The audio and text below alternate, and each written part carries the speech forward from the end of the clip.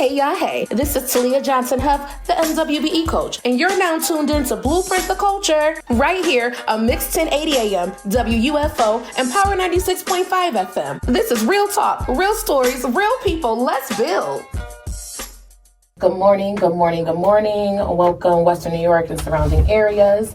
This is Talia Johnson-Huff. I am the MWBE coach, and this is Blueprint the Culture. And I'm super excited to be here today with my guest, Miss Marinette Kozlow from Inspired Buffalo, LLC. She is a recently New York State certified WBE, and we are excited to kick today off. Marinette, how do you feel? I'm so psyched. Oh my gosh. I so appreciate you bringing me on the show. Absolutely. I have been watching your journey really on LinkedIn, on Instagram, and I love the what's in the box. And so before we get to that, if you could just tell us a little bit about Inspired Buffalo, how you got started, and what are some things you have coming up? So I am a graphic designer by trade. I went to UB 30 plus years ago and graduated with a Bachelor of Arts degree where I was learning where I can be a graphic designer, and I worked at different design firms and ad agencies, and I hung up my shingle when I was ready to have my child, my firstborn, and I wanted to be able to be there for him. Yeah. And still work. I still loved designing. Right. And, after 8 years of that, I started designing for myself instead of just corporate designs. And eventually it became Inspired Buffalo.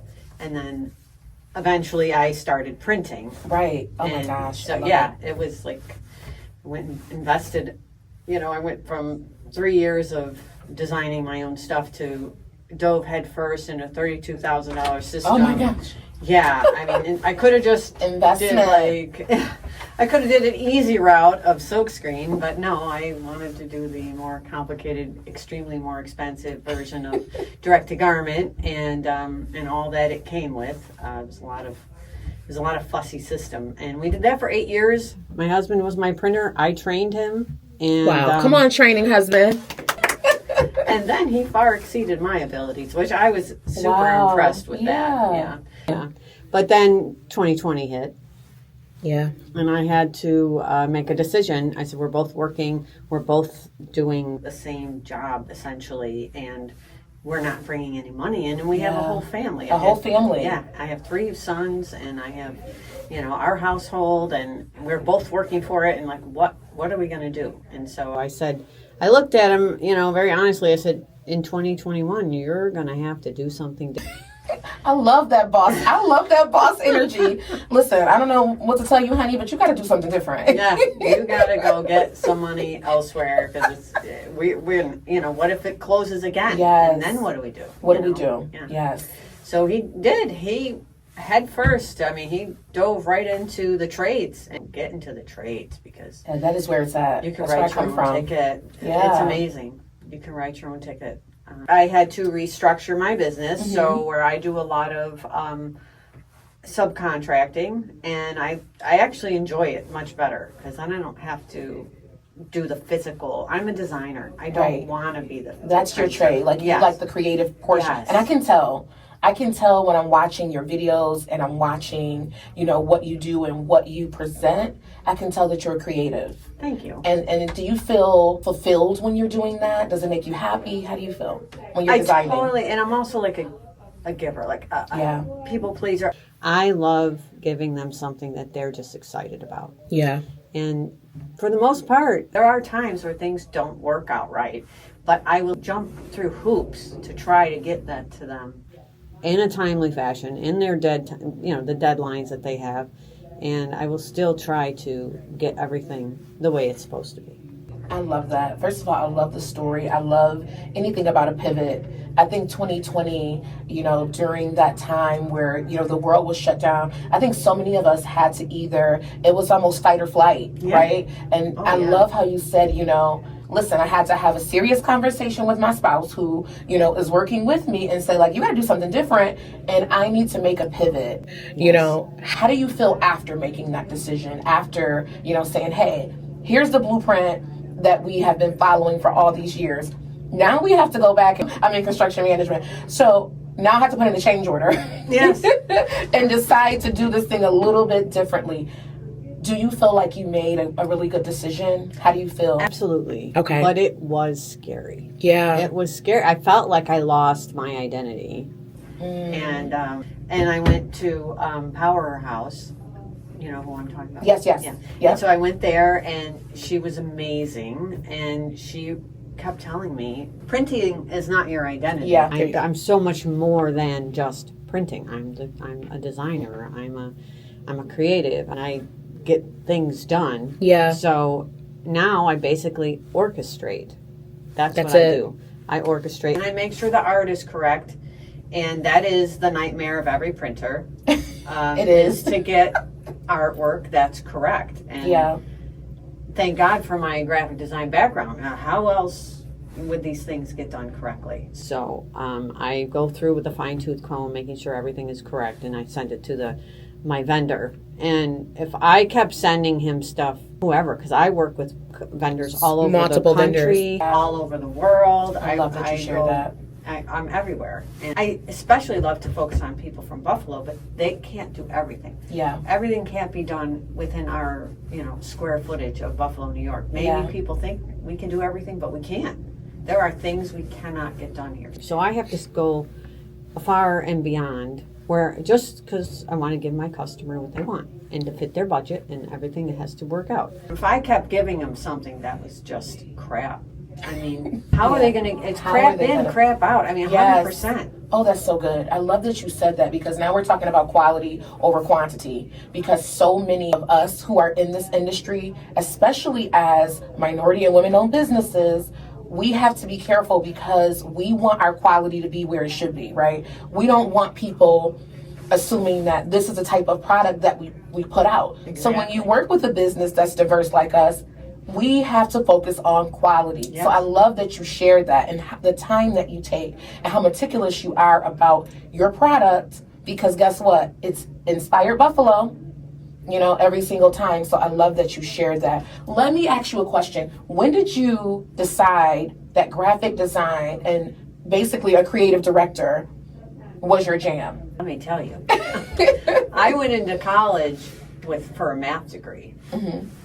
A math degree? No idea I would even touch art. That I is was so far away. Oh my gosh. I loved math. I excelled in math. I was going to be a mathematician of some sort. But I didn't after I was in it, I was like, well, what am I going to do with this degree? I don't want to be a teacher. I don't want to be anything to do with accounting. I took accounting 101 just to see if I'd like it. And I couldn't stand it. I was like, this is not me. And I Started taking everything that I liked at UB, and I just kept, I did my general education, my gen eds that you have to take. But while I was doing that, I would also take one class a semester of something I loved. And I always loved photography, so I took photography. So I took 3 semesters of photography. And then the next semester they were saying, oh, there's this digital retouching. Essentially, it's Photoshop. Right. At the time, it was brand new. It was brand new. I was like, well, this sounds like photo editing on a computer. Sure, why not? So I went and I took the class, and I was In love with this program. I was like, this is amazing. And they were like, there's a career with this. I'm like, no. I can do this. You could do this for a living? For a living? Oh, Sign me up. Yeah, and so I did. Then I had to, I didn't have any kind of portfolio, so I was like behind the 8 ball. I mean, I'm competing with people who were in this art world. And then the next semester they were saying, oh, there's this digital retouching. It was essentially, it's Photoshop. Right. At the time, it was brand new. It was brand new. I was like, well, this sounds like photo editing on a computer. Sure, why not? So I went and I took the class, and I was in love with this program. I was like, this is amazing. And they were like, there's a career with this. I'm like, no. I can do this. You could do this for a living? For a living? Oh. Sign me up. Yeah. And so I did. Then I had to I didn't have any kind of portfolio. So I was like behind the eight ball. I mean, I'm competing with people who were in this art world for years. High school, and then in college, and then you have to apply to the art department. I had nothing to show except like the photography that I did for like 3 semesters. Yeah. What is that? What is it? Nothing. And so I was really behind the eight ball, but one of He's not a professor. He always corrected me. my teacher Right. in the field, he was saying, you were behind the eight ball, Marinette, but I rooted for you, and that's why you're here. Art world for years. For years. High school, Yep. and then in college, and then you have to apply to the art department. I had nothing to show except like the photography that I did for like 3 semesters. Yeah. What is that? What is it? Nothing. And so I was really behind the eight ball, but one of my teacher Right. in the field, he was saying, you were behind the eight ball, Marinette, but I rooted for you, and that's why you're here. I remember I won a contest in my senior year in that when I was in the graphic design program, and I was like, oh my God, I actually beat all my peers. Like I beat them, and I was behind the eight ball. And I was behind right? the eight ball. Talk about adversity, talking about coming out on top, talking about powerful woman, boss moves, talking about all those different things. You are the epitome of that. That is so awesome. I love your story. That's so inspiring. No pun intended, right? Inspired Buffalo. What drew me to you, Marinette, was that I was scrolling on LinkedIn, right? And I'm like, I'm a creative person, right? So I like people who are creative like me. So I'm looking at what you do and kind of what you represent, and I'm like, this looks like me. I looked at, you had 2 buffaloes. Yes. And you had one buffalo that had the blonde hair. Yeah, you know where I'm going with this, right? One buffalo had the brown hair and the other the blonde hair. The other one had the brown hair, and they were head to head. Yeah. And I'm like, whoever created this is a creative. This is a person after my own heart, because that is a think outside the box, right? What caused you to create that particular drawing? Well, is it the ones with the president? Yep.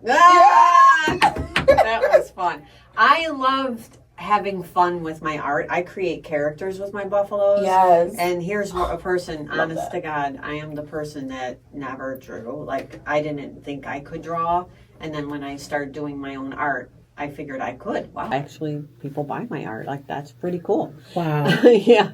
So it was an election year, and it was like and this was in 2016. It's Right. the first time I think I did it. And it was pretty contentious. There was so much fighting online and Yeah. Facebook, and I just couldn't stand it. And I said, well, let's play some fun. Let's Yeah. have some fun. Let's have some fun.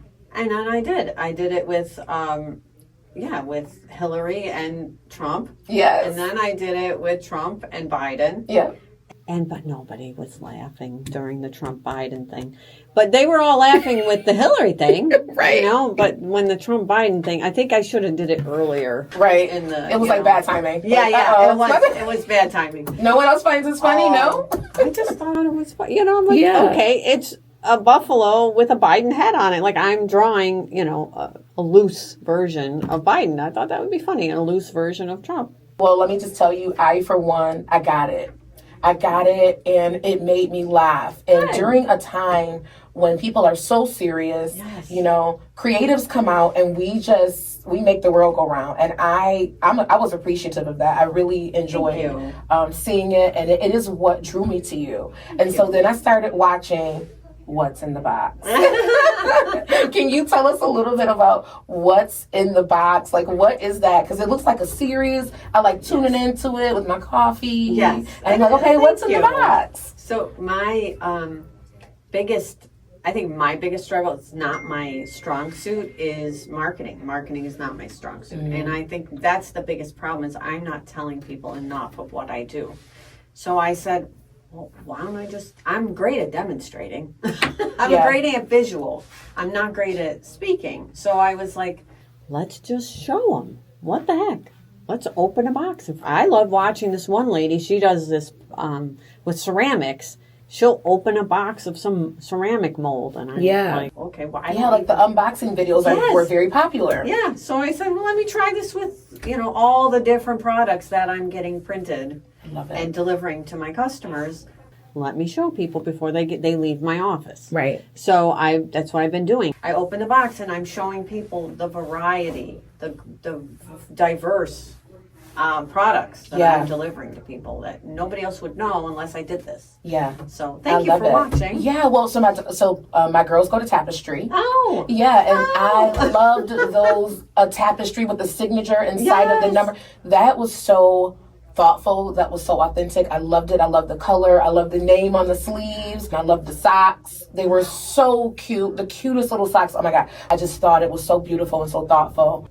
I'm going to pivot a little bit, and I really want to talk about this WBE certification. Why did you get it? And what are you looking to do with it? I have always been told, you need to get this, you need to get this. And I never did the city one yet, the Erie County one yet. And I just was always too busy. Yeah. And then I got a phone call when they started working on the new stadium. Yeah. From some woman in New York City area. And she said, are you WBE? I'm like, I am a woman. I've owned my own business for... I'm a WBE. I just don't have the paperwork. I just don't have the paperwork. That's it. I said, what do you want from me? My blood samples, what do you want? Marinette. I birthed 3 boys. What do you want? I just... Come on. Talk about it. So I was like super frustrated because she said, if you had this, you could have been working on this project. And that was enough for me to say, okay, son of a gun, why didn't I get this done? Right. So she said, but when you get it, you let me know. Yeah. Now, it's not that long of a process, but it took me a year because I'm fitting it in with work, with family, with deadlines, with holidays. You're running a business, and you're running a family. All the hats. Yes. So it really does take time, and I didn't totally understand what I was doing. But I went to the Small Business Center at Buff Stage. Okay, the SBDC. And they were phenomenal. Yeah. So helpful. I had Bailey. Oh, Bailey. She was just at my conference. Oh, she was amazing. She's wonderful. I can't encourage people enough to go reach out to them because they help you. They hold your hand, which I needed a lot of hand holding because I didn't have all the time to focus on it. So they really were like, Marinette, you need one more sheet of this. That one doesn't hit the mark, Marinette. You need to go back and get this information. I'm like, thank you. Right. So we did it, and they coached me on how because there's an interview process for the Erie County one, and it's a city/Erie County one, and they coached me, and then I did it.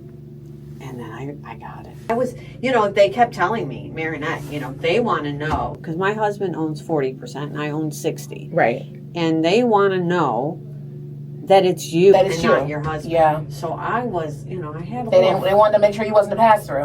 Which is, listen, okay? Because that's big. You in the construction world, I'm sure people are saying the same thing about you. Now, I've been in business for 15, almost 16 years, and people still wonder who's behind. It's just me. I know I'm bald, but you couldn't tell. It's just me. It's me wearing all of these hats, wrangling all of these people and wrangling all of these projects. We make it happen. We make it happen. What we do. Yeah. Yeah. So since you got your certification, people are knocking at your door, or do you feel like what's happening with it? I feel like what's happening with it because I don't really know what the next step is. Okay. I just got it in October. Okay.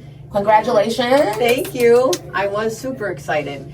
But the business was super quiet at that time. Of course. And I was thinking, what am I doing? Maybe I shouldn't be doing this. Maybe it's done. Maybe it's run its course. Maybe I'm done. And then the very next month, I got the biggest order I've gotten in years. It was I almost started crying. I was like, wow. Oh my goodness. Yes. Maybe I'm not done. Yeah. Maybe I'm not done. Come on. So here I am. Yeah. And I'm just plowing ahead. I'm happy to help people. That is my goal. I want to help people get what it is they need. But I also want to encourage them to use professionals. Professionals from day one. Yeah. Day one of, you're thinking about getting a business and you're ready to go head first. You need to work with professionals. Yeah. People go and they do some kind of logo or go somewhere and pull something off the internet or scribble on a napkin. I have worked on all these projects. Tell them about it. All these projects Yeah. I have worked on. I have sat face to face with these people, sitting at my desk, in my office, and they're handing me napkins. They're handing me, look at this picture I found on it. Like, I cannot use that. This is not how any of this works. I cannot use that. That is copyrighted. I cannot use that. And I work with big and medium and small size companies, and I want them to trust me. So if I'm taking a logo that you just found and we're using it now, that's wrong. It's wrong, yeah. Because I need to have integrity in my work so Yeah. that everybody else that I work with trusts me. And your logo is a signature, and I Yes. love that. First of all, you are the logo lady, but your logo is a signature, right? I wouldn't, for one, wouldn't want someone else's work to be attached to me because your logo is a representation of you. Yes. It's like what you name your child. You name your child, you go through all of this to name your child. It's like, oh, it's after my grandmother or, my husband's late aunt or whatever. But it's personal. It is what follows you, right? And so I love that you share that, to work with professionals and to spend the time and the investment on your business because, when you get someone like you, you're not paying for the logo. You're paying for their expertise. And let's talk about how many years of service? It's going almost on 32. Wow. 32 years. I graduated in 94. And, I might be like a dinosaur right now. But No. I absolutely, I'm very proud of the time I've spent in the print world and the design world. And I'm happy to use that to help people. And I especially want to help these people just starting off because I've been given logos that I can't even embroider. There's no company on the earth that can embroider it because it's just not reproducible. Yeah. And if you don't go to the professionals, you will not be able, there's technology now that allows you to use like every color in the rainbow. That's fine. You can use every color in the rainbow. You can do it now. There's transfers, it's just direct to garment, there's so many UV printers, there's just so many different options out there.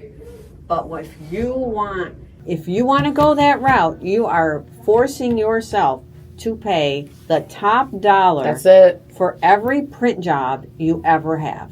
And then sometimes it's not even reproducible because you have to go down to like the size of what you could print on a pen. Think about it. It's like a 1/4 inch. It maybe half. It's hardly a half. It's a 1/2 inch high.